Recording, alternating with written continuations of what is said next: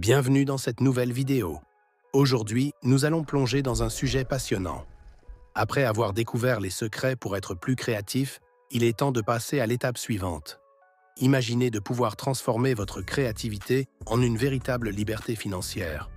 Dans les prochaines minutes, je vais vous révéler les 5 étapes essentielles qui vous permettront d'atteindre cet objectif. Préparez-vous à changer votre vie et à débloquer votre potentiel financier. C'est parti!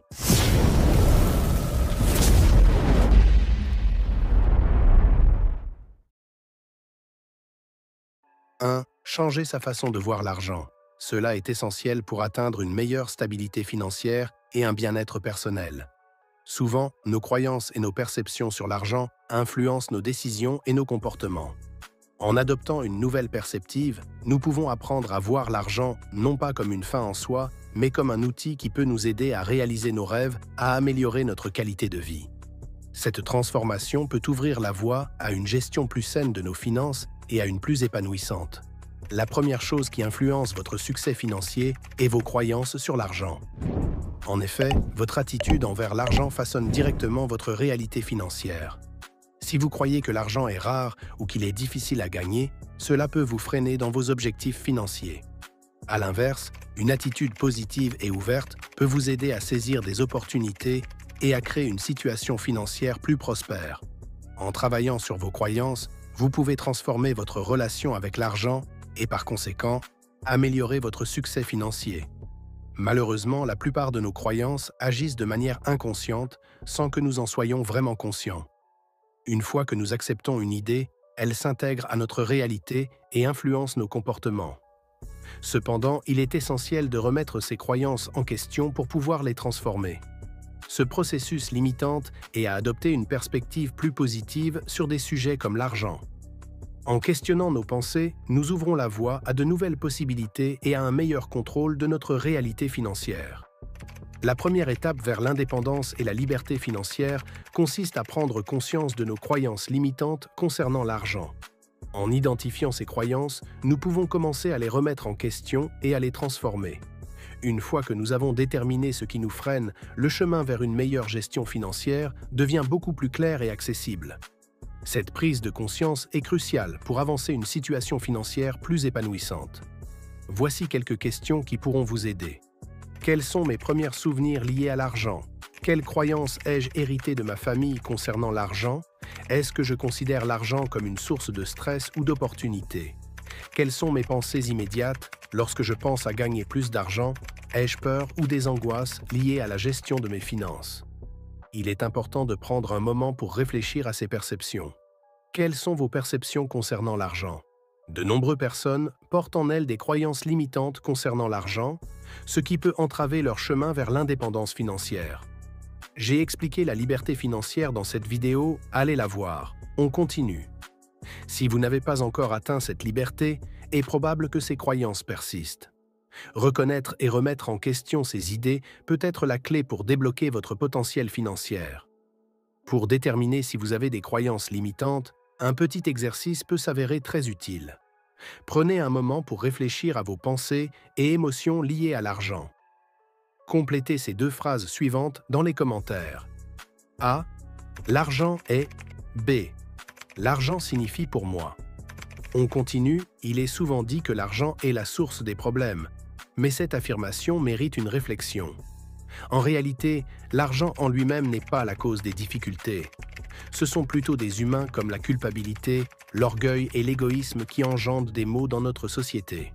L'argent n'est qu'un outil et c'est l'utilisation que vous en faites qui lui donne véritablement son sens. Si vous êtes une bonne personne, vous avez tendance à l'utiliser pour des choses positives. En revanche, si vos intentions sont moins nobles, vous pourriez l'utiliser à des fins néfastes. Par exemple, le feu, un élément ambivalent. Il peut être bénéfique, comme lorsqu'il est utilisé pour cuisiner, mais il peut aussi causer des destructions terribles lorsqu'il est mal utilisé, comme dans le cas d'incendies criminels.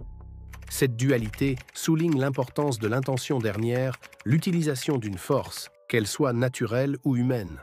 La croyance selon laquelle l'argent est destiné à être dépensé est souvent adoptée par ceux qui ont des difficultés financières. Ce discours leur permet de justifier leur situation et de se sentir à l'aise avec leur incapacité à épargner.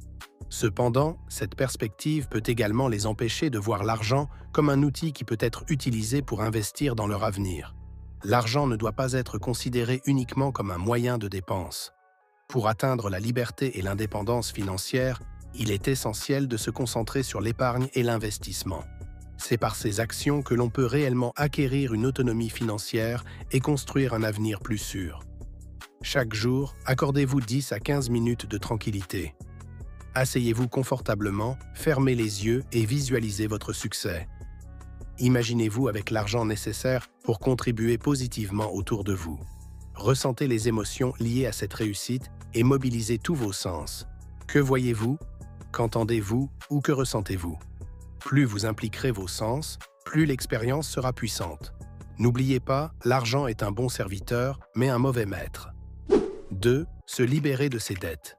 Les dettes représentent un véritable problème dans notre société, freinant l'indépendance financière de nombreuses personnes.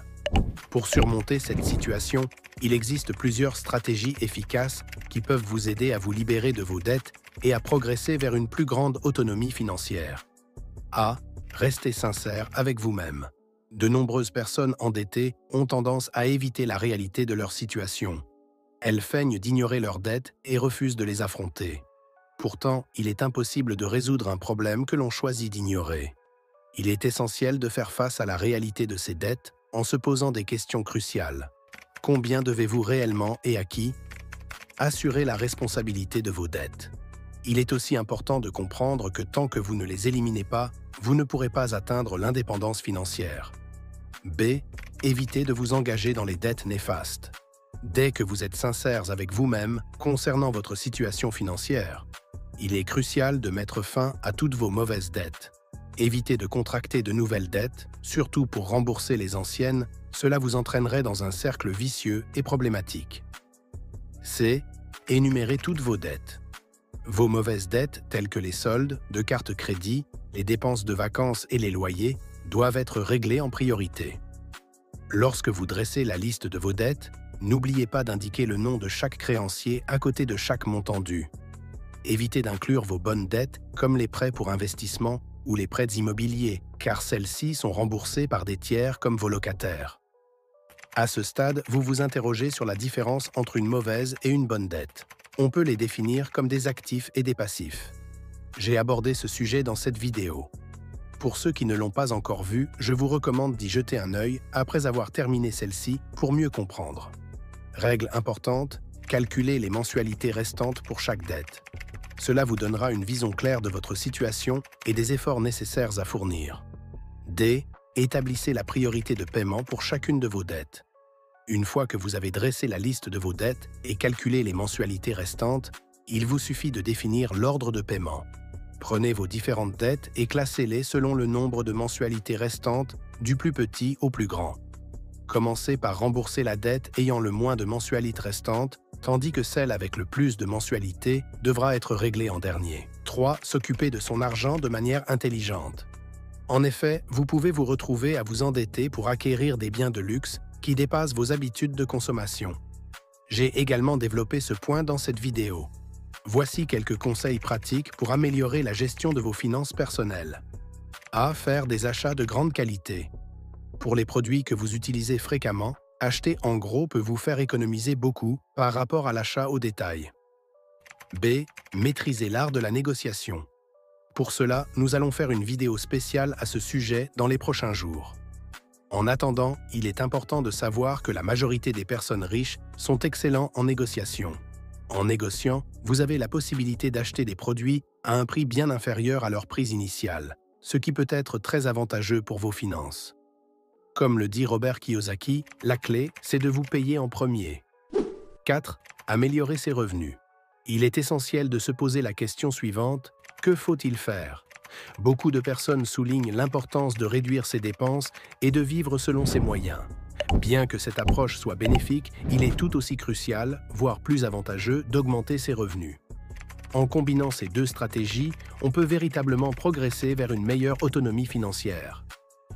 Si vous parvenez à accroître vos revenus tout en maintenant votre niveau de vie, vous vous rapprocherez plus rapidement de l'indépendance financière durable. La base de toute richesse repose sur les revenus.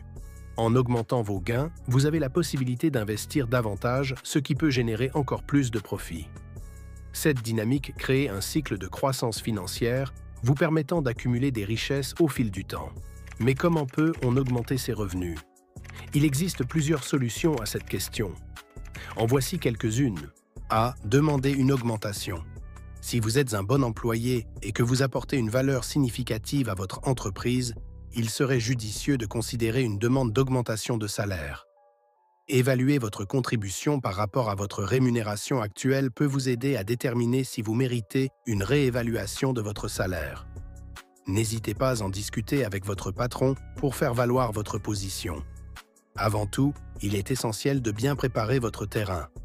Arrivez tôt ou restez tard au travail pour montrer votre engagement.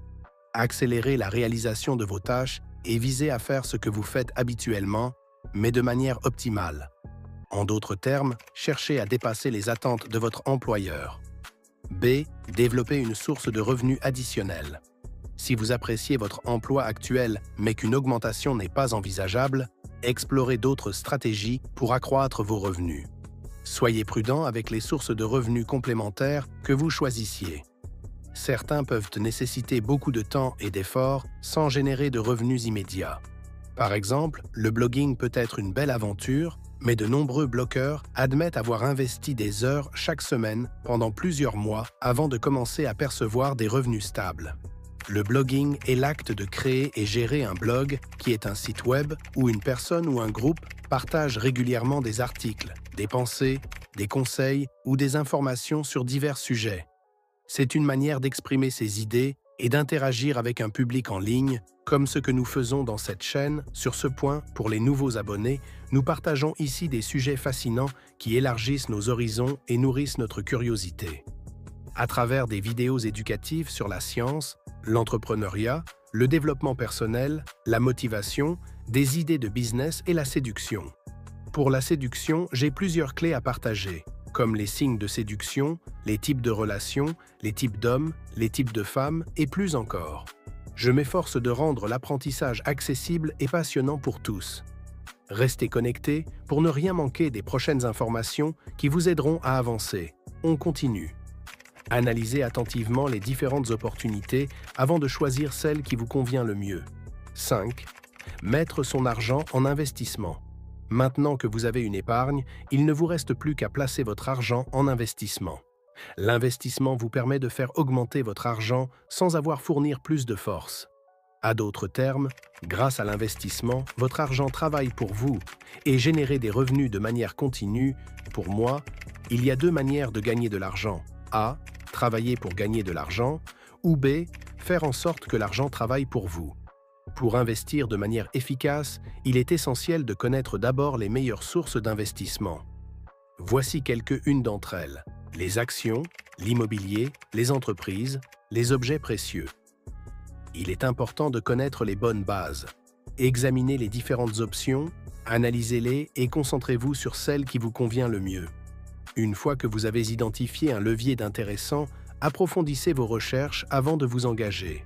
C'est de cette manière que vous garantirez votre succès. La liberté financière est un vaste et énorme qui ne peut pas entièrement être abordé dans cette vidéo. Mon objectif dans cette vidéo était de vous fournir les bonnes fondations. Nous aborderons certainement l'étape suivante dans les vidéos à venir. Rappelez-vous que chaque petit pas compte. En appliquant ces étapes, vous pouvez progressivement construire un avenir financier solide et serein.